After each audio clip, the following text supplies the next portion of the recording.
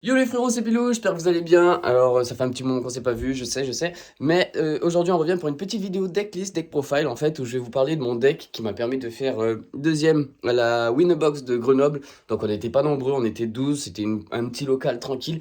Je me suis bien amusé, mais je voulais quand même vous parler de mon petit deck. Ça fait un moment que je vous en parle de mon deck Virtual World. Et j'ai décidé de vous faire cette petite deck profile. Donc on va se faire ça tout de suite tranquille. Je vous montre un petit peu le setup comme d'habitude. Pop, pop, pop. Super, j'investis petit à petit dans du matos et j'espère que ça va vous plaire. Et puis on va pas perdre plus de temps, on y va direct, c'est parti. Alors les amis, comme je vous l'avais dit, donc pour la deck profile, on va parler de mon petit deck Virtual World. On va passer rapidement sur les cartes d'engine. Donc je vais vous présenter le deck tranquillement. Je vais vous dire pourquoi j'aime le deck, pourquoi j'ai fait les choix des cartes que j'ai utilisées dans le deck. Et j'espère que ça vous plaira. Et donc on va commencer direct, hein. Je vais vous présenter les cartes d'engine. Je vais y aller rapidement parce que tout le monde les connaît normalement. Donc il y a 3 Lulu.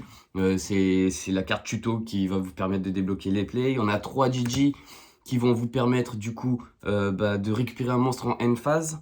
On a 3 Lao Lao qui est un monstre qui reborn et qui permet de reborn 2 finalement parce qu'on envoie Gnon au cimetière généralement. Et donc Gnon fait le café. Enfin, le monstre est génial en fait en soi. On a 3 Lily et 2 Gnangnan. Et j'ai aussi décidé de jouer Toutou. Donc Toutou me débloque pas mal de plays, c'est vraiment intéressant. Je trouve que c'est une carte qui vaut le coup d'être jouée. Et elle peut extend sur certains plays. Et je vais vous montrer de toute façon quelques petits combos à la fin de la vidéo, vous allez kiffer j'espère. Donc voilà, pour les, du coup pour les monstres Virtual World, ils sont 15. Hein. Comme ça on essaie, parce que du coup le deck se joue en 2 cartes combo. Donc il faut au moins avoir 2 monstres ou un monstre et une magie piège. Enfin, vous allez voir par la suite. Ensuite, pour ce qui est des magies Virtual World, on joue 3 King Long. Donc c'est la carte sur le terrain qui permet d'annuler un effet de monstre une fois qu'elle est activée ou dans le cimetière de tuto. Très très bonne carte. On joue 3 Kowloon. Kowloon qui va vous permettre de placer une magie piège sur le terrain. Donc soit King Long, soit Chuche en général. Mais on peut aussi placer Xiangou, d'ailleurs je vais vous en parler. Pour les pièges, du coup on va jouer 2 Chuches et une Xiangou. Alors Chuche, très très bonne carte, hein, elle permet de péter une carte sur le terrain en renvoyant 2 monstres, 2 cartes bannies monde virtuel, donc qui se bannissent assez facilement avec le deck. Et Xiangou qui permet de reborn une fois qu'elle est dans le cimetière ou sur le terrain, qui permet de changer la position d'attaque et de défense des monstres en ciblant quoi. Donc vraiment ça peut être intéressant sur certaines situations, mais on la joue surtout pour le reborn qui permet d'extend certains plays. Et là, voilà, on a les 24 cartes monde virtuelles qui se jouent obligatoirement dans le deck. Et puis après, on va passer au choix personnel. Donc bon, bien entendu, on va jouer 3 téléporteurs d'urgence. Depuis la dernière balise, on peut en jouer 3 et c'est une carte qui permet de jouer plusieurs fois par tour en fait. Il n'y a pas de limitation dans le tour, donc si on en a 3 en main, on peut invoquer 3 monstres psychiques. C'est simplement génial dans le deck. Ça permet vraiment de faire des gros plays. Et j'ai un petit play en plus vu que je joue le pilote structure gamma. Je peux l'invoquer et ensuite faire un petit Zolkin assez facilement, donc c'est super cool. J'aime bien la carte, il faut la jouer en x3, je pense que c'est essentiel dans le deck. Ensuite on va jouer un pot des désirs, on peut en jouer plus qu'un maintenant à cause de la dernière banlist malheureusement. On pleure les gars, on pleure. Mais c'est pas grave, très très bonne carte, permet de bannir 10 cartes face cachée pour piocher 2. Ça va, c'est cool pour la draw power, c'est cool. On va aussi jouer 3 triple talent tactique. Pourquoi du coup, si on se prend une end trap, on peut proc plusieurs effets. Donc soit on pioche 2. Généralement, si on se prend une hache par exemple sur le pot des désirs et qu'on se prend hache, hop, juste derrière, on peut quand même draw 2 grâce à triple talent tactique. Ou sinon, on peut aussi prendre le contrôle d'un monstre sans cibler. Donc par exemple, c'est une out à Dragoon, ou les monstres qui sont inciblables. Il suffit de se prendre une end trap ou de forcer une activation de monstre, d'effet de monstre, et paf, on va pouvoir activer l'effet pour choper le monstre en face, ou encore le troisième effet que j'utilise très rarement, c'est celui qui permet de regarder dans la main adverse et de renvoyer une carte dans le deck. Ça peut être sympa, mais généralement on a déjà pris une end trap et bon, il y en a peut-être une autre, mais c'est pas forcément intéressant. Quoique, ça peut être intéressant sur certains match-up, mais j'utilise trop rarement cet effet pour vous en parler. Ensuite, je joue Call By. Call By, c'est ma protection sur mes plays. Si je l'ai en main, c'est super cool parce que je me prends une end trap, je Call By, du coup je peux passer outre la end trap. Et je joue aussi du coup, pour passer les end traps, le package Gamma avec le pilote structure psy.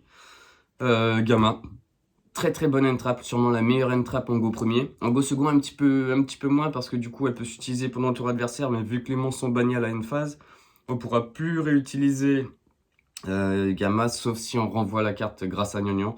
Gnagnan, je vous expliquerai après ce qu'elle fait pendant que je vous montrerai les plays.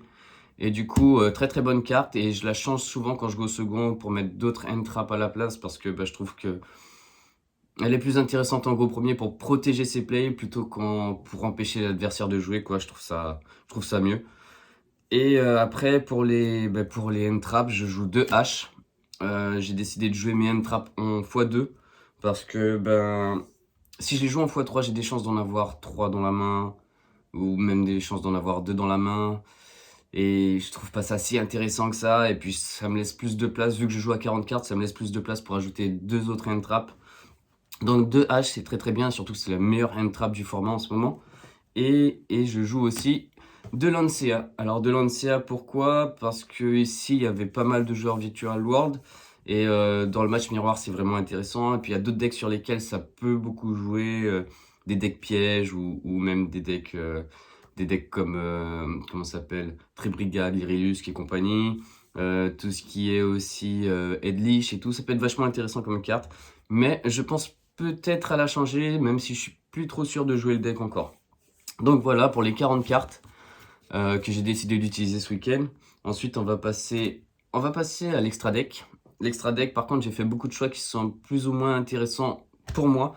Peut-être ils ne le seront pas pour vous, sachant que je ne suis pas un joueur professionnel. Mais bon, j'ai fait ces choix et je les trouve assez intéressants dans le format grenoblois, là, dans le DC où je joue. Donc bien entendu, le package obligatoire, c'est le guerrier poussière d'étoile et le dragon corail qui vont me permettre de draw 1. Lui, il draw 1 à l'invocation, lui, il draw 1 une fois qu'il est envoyé au cimetière après avoir été invoqué normalement. Je joue en troisième niveau 6 synchro, je joue Juju. Alors Juju, c'est une très très bonne carte d'archétype parce que déjà c'est un Virtual World. Il est insensible, il est indestructible au combat ni par effet de carte. Tant que j'ai 2 monstres de même type et attribut dans le cimetière, ça arrive tout le temps. Et si j'ai ces 2 monstres, je peux aussi les bannir pour cibler une carte sur le terrain et l'envoyer au cimetière. C'est méga cool. Franchement, c'est super cool. Si j'ai 4 monstres de même type et attribut, je peux faire le deuxième effet et rester indestructible au combat ou par effet de carte. Vraiment nickel. Et je la trouve vraiment intéressante dans le format. Elle peut me permettre de tempo sur des games, ça peut être cool. Donc voilà, Juju. Voici les 3 niveaux 6 que je joue. J'en ai un quatrième, mais je vous le montre juste après. Ensuite, en niveau 9, je vais jouer Dragon Mecha Vermilion. Lui, je joue parce qu'il me permet de débloquer un certain play lorsque j'ai... il y a juste un play en fait qui me débloque. C'est quand j'ai Lily avec une carte magique. Du coup, Lily plus une carte magique, normalement, ça fait pas grand-chose. Mais grâce à lui, je peux backup sur une autre Lulu. Enfin, je peux récupérer une Lulu en main en fait et repartir sur un full combo. Donc, il fallait le jouer. Et puis en plus, quand je vais au TK, il a 2700 d'attaque qui permet de péter un sur le board. Vraiment intéressant, bonne carte, bonne carte. Et le boss monster des Virtual World, Shen Shen. Donc Shen Shen, trop cool. Toutes les cartes qui quittent le terrain sont bannies. Elle a un deuxième effet qui est super cool aussi, qui lorsque un monstre attaque et qu'elle est sur le terrain, je peux renvoyer une carte bannie dans mon cimetière. Donc ça peut être pas mal pour le backup et compagnie. Et le troisième effet, elle permet de reborn le tour suivant où elle a été détruite en bannissant 2 monstres d'attributs de types différents. Donc trop facile, trop cool. Sachant que j'ai tout le temps ça dans la zone bannie. Donc vraiment trop cool. Dans le cimetière, pardon. Ensuite, je joue le package Crystal Wing Zolkin. Alors, Crystal Wing, il va vraiment sécuriser mes plays. Si je peux le faire en 3 invocations, c'est super. Je peux le faire en 4 invocations aussi, c'est encore mieux. Ça me permet de passer outre les Nibiru et certaines end traps qui peuvent me gêner. Elle a un autre effet qui est super. 2 autres effets super intéressants. Donc, premier effet, negate et détruit le monstre, plus gagne l'attaque du monstre détruit. Et deuxième effet, lorsqu'elle attaque un monstre qui est au-delà du niveau 5, elle peut gagner l'attaque du monstre en face. Donc, ça peut me permettre de passer des gros monstres avec beaucoup d'attaque et tout. Vraiment trop cool ce monstre, il est génial. Et il y a une autre façon de l'invoquer justement, c'est quand je fais téléporteur d'urgence et que j'invoque mon Psy Gamma sur le terrain. Et il suffit d'avoir, du coup il suffit d'invoquer soit Juju, soit Charge Warrior. Et je peux faire Crystal Wing en synchronisation directement sans utiliser l'effet de Zolkin. Qui lui par contre, j'ai besoin de set une carte, il doit être sur le terrain, je set une carte. Et là je peux invoquer un monstre dragon de niveau 7 ou 8 depuis l'extra deck. Et c'est juste pour Crystal Wing. Et du coup, pour pas laisser Zolkin tout seul sur le terrain une fois que j'ai fait son effet, j'ai décidé de jouer Boudragon Boueux. Boudragon Boueux, simple, il permet de prendre la place d'un monstre pour faire une fusion et faire la fusion directement derrière sans utiliser la polymérisation. Généralement, j'invoque Kaliga. Donc Kaliga, génial, ce monstre est excellent, j'ai gagné beaucoup de games grâce à lui.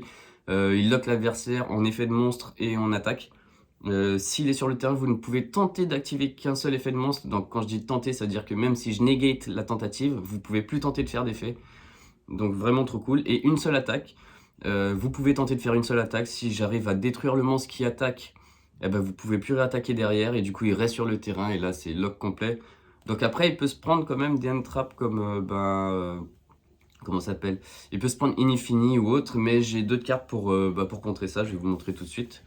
Donc ça, c'était les synchros plus la fusion. Et je joue aussi du coup Jaja en X6-3. Jaja, très très bonne carte. Elle bannit sans cibler lorsqu'elle attaque et que j'ai deux monstres de même type attribut dans le cimetière. Ça arrive tout le temps avec Monde Virtuel. Et premier effet, je détache un matériel et je la rends indestructible au combat.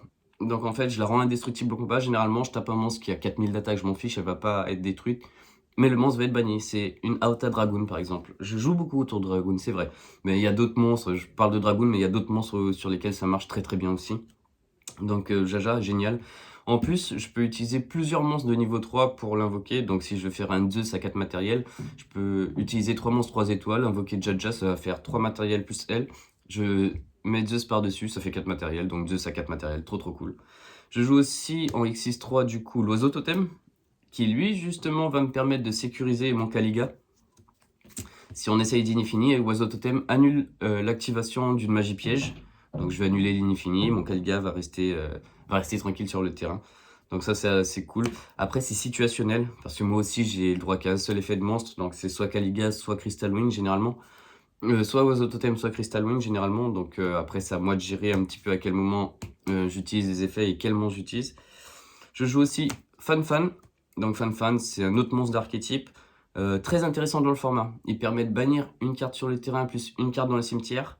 Je trouve ça vachement intéressant contre les decks Headleash, les decks qui mettent du backup dans les cimetières, des gros monstres à passer.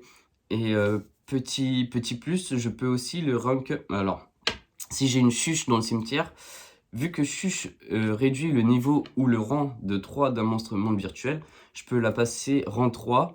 Et du coup, comme pour Kaliga et Oiseau Totem, je peux rank up avec Magicienne Sedafana par-dessus et faire un Zeus.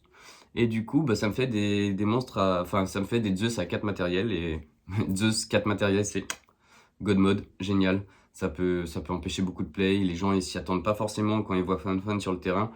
Donc c'est un petit coup à prendre, c'est super cool. Et pour du coup le dernier monstre de l'extra deck, je joue Ptolémie. Alors Ptolémie, vraiment bien aussi. Si je veux OTK, il a 2700 d'attaque.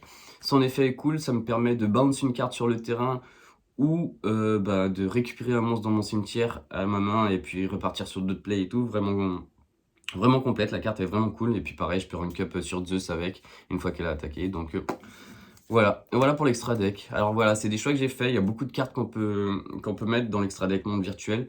Après, c'est à vous de vous adapter un petit peu à la méta et au deck que vous allez affronter. Moi, j'aime beaucoup ce deck parce que justement, l'extra est vachement modulable. Il y a vraiment beaucoup de cartes que je peux rajouter dans l'extra ou que je peux changer et tout. Donc voilà, voici les cartes que j'ai choisies en tout cas pour ce tournoi. Et ça m'a bien réussi en tout cas. Ensuite, pour le side deck, j'ai décidé de pas jouer beaucoup d'entrap. Je sais, il y en a qui adorent les entrap. Moi, je suis pas fan. Je suis plus là pour contrer un petit peu les plays ou pour me protéger. Et j'ai quand même mis une entrap que je trouve essentielle dans le format actuel à cause des Brave Tokens. J'ai décidé de jouer deux collectionneurs de jetons. Donc dans le format, ça empêche les Brave Tokens de jouer, ça empêche les Sword Soul de jouer.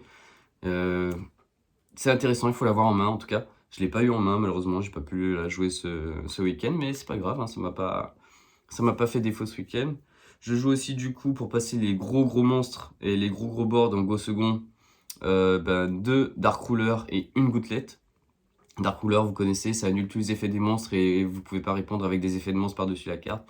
Et gouttelette, pareil, annule les effets des monstres et divise l'attaque par deux. Vous pouvez pas répondre à la carte en fonction des cartes que j'ai envoyées au cimetière. Donc si j'utilise gouttelette en envoyant par exemple une magie, une piège et un monstre, vous pouvez pas du tout répondre à la carte, c'est juste génial.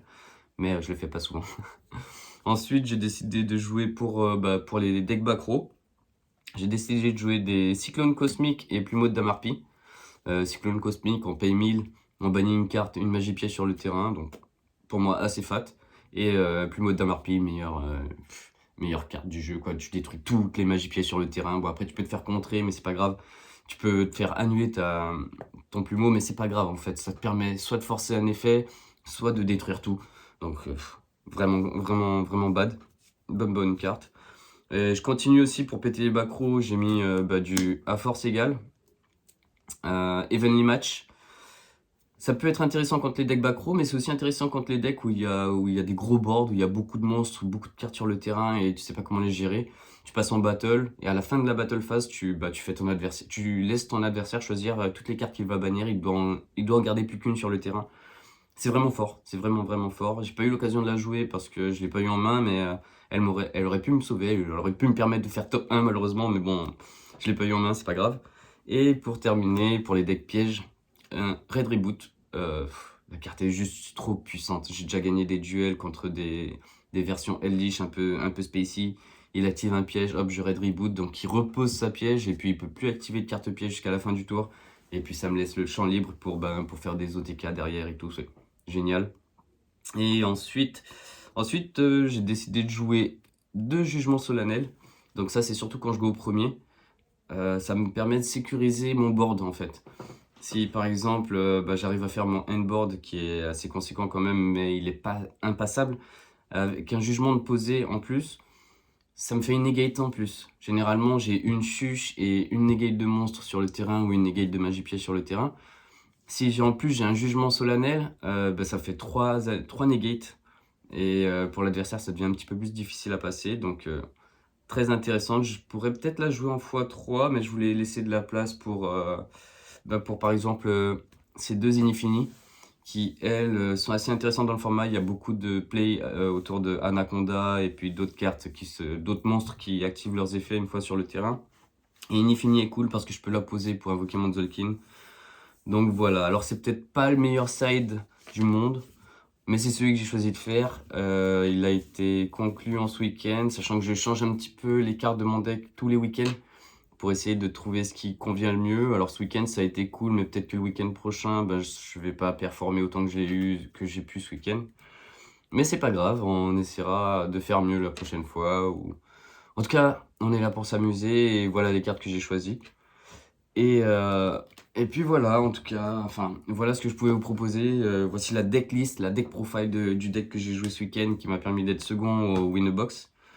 Et je voulais vous montrer aussi 2-3 petits plays qui sont intéressants, qu'il n'y a pas beaucoup de personnes qui connaissent. Alors c'est quoi? C'est 2-3 petites astuces vite fait, hein. Je vais pas vous mentir, il y a un petit combo qui est sympa. Une fois qu'on a plus de cartes en main et qu'on a par exemple un téléporteur d'urgence et un Xiangou dans le cimetière. Alors il faut savoir que si vous avez téléporteur d'urgence en main, que vous avez Xiangwu dans le cimetière, vous pouvez déclarer l'effet Xiangwu, elle va se bannir, cibler un monstre dans le cimetière pour le réinvoquer et à la fin, à la résolution, vous devrez discard, d'accord? Mais si vous activez votre téléporteur d'urgence en chain 2, vous allez invoquer un monstre, l'effet Xiangwu va proc, donc vous allez reborn un monstre, et vous avez plus de cartes en main pour défausser, donc vous avez plus besoin de défausser de cartes. Vous pouvez faire votre invocation tranquillement. Et voilà, c'est super cool. Donc ça, il faut le savoir, hein. Il y a des gens qui ne le savent pas. Donc je vous en parle parce que justement, ça pourrait peut-être vous être utile. Et voilà, c'est un petit combo qui se fait assez facilement. C'est vraiment sympa. Donc ça, il fallait que je vous en parle. Il y a autre chose aussi. Ça, c'est un petit coup qui m'a permis de gagner une game. Donc des monstres qui sont impassables. Qui sont inciblables, qui sont destructibles que en combat par exemple et tout, et qui ont 4000 d'attaque. Je pense bien entendu à la lien 6 du deck Inister. Il y a un petit truc à savoir, c'est que si vous avez Shen Shen et Crystal Wing, vous pouvez passer le monstre, d'accord? Déjà, Shen Shen Crystal Wing, c'est OTK. Hein, je vous explique, il n'y a pas de monstre en face. Vous avez Shen Shen et Crystal Wing sur le terrain, et vous pouvez OTK. Tout simplement, vous tapez avec Shen Shen, vous allez infliger 2800 points de dégâts. Ensuite, vous allez taper avec Crystal Wing, Et au moment où vous tapez avec Crystal Wing, vous déclarez l'effet de Shen Shen en Battle Phase, qui permet de renvoyer une carte bannie dans le cimetière. À ce moment-là, si l'adversaire n'a pas de réponse, ce que vous faites, c'est que vous utilisez l'effet de Crystal Wing qui negate et détruit. Donc vous allez annuler l'effet du monstre, annuler les effets de Shen Shen. Vous allez le détruire, donc il va partir au cimetière. Et Crystal Wing, du coup, va gagner les 2800 points d'attaque de Shen Shen. Et là, du coup, ça fera 2800 plus 5800. Hop, vous avez l'OTK.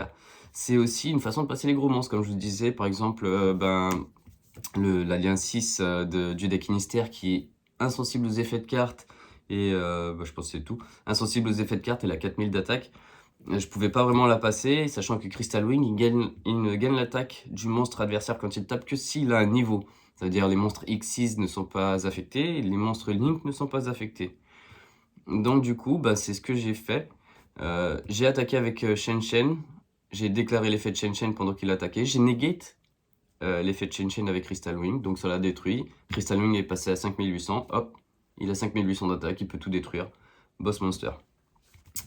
Donc voilà, ça c'est 2 petits tips. Il y en a un petit troisième peut-être. Ouais, alors, pourquoi je joue Toutou? Alors, il m'est arrivé un petit truc sympa ce week-end.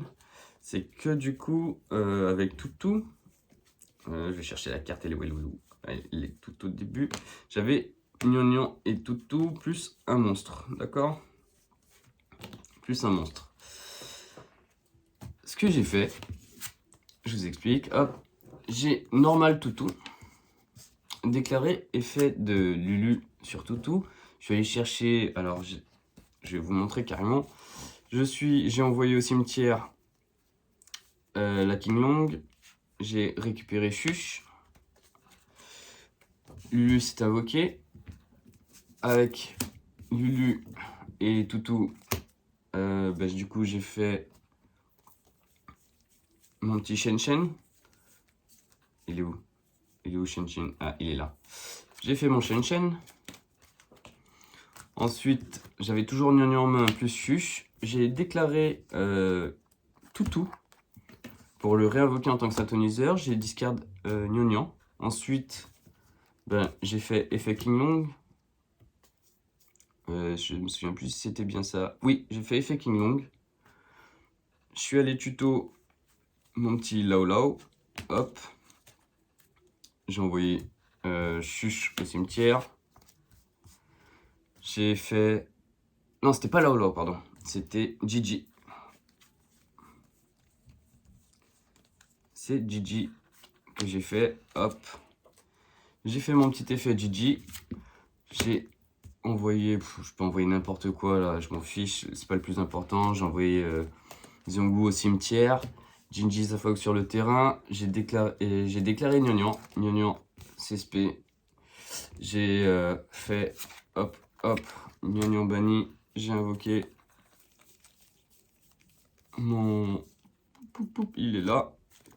Charge Warrior. Charge Warrior m'a permis de draw une magie piège. J'ai eu de la chance, hein, on draw pas forcément une magie piège, mais justement l'Uncea est là pour ça aussi. L'Uncea, l'avantage c'est que je peux la poser en tant que sur le terrain comme si c'était une magie piège. Donc j'avais draw une carte que je pouvais poser. Hop. Et je suis parti directement sur Zolkin. Zolkin, hop, j'ai posé. Et Crystal Wing.